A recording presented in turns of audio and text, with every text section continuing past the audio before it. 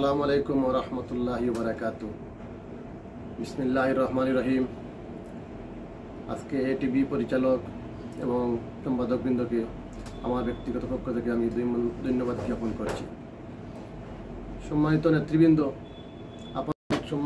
নেতৃবৃন্দ, বাংলাদেশ জাতীয়তাবাদী দলের পরিবারের সকল নেতৃবৃন্দকে আমি আমার পক্ষ থেকে ধন্যবাদ জ্ঞাপন করছি।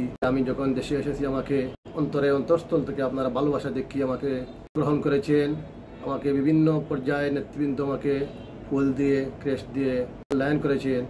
আমি আপনাদের কাছে চিরঋণী এবং আজকে যখন আমি যাওয়ার জন্য আবার প্রস্তুতি নিয়েছি, বিয়ানীবাজার উপজেলা পৌর বিএনপি যুবদল ছাত্রদলের সকল স্তরের নেতৃবৃন্দ, দায়িত্বশীলবৃন্দ, কর্মীবৃন্দ সবাই আমাকে বিদায় মুহূর্তে ফুল দিয়ে আমাকে ভালোবাসা দেখিয়েছেন।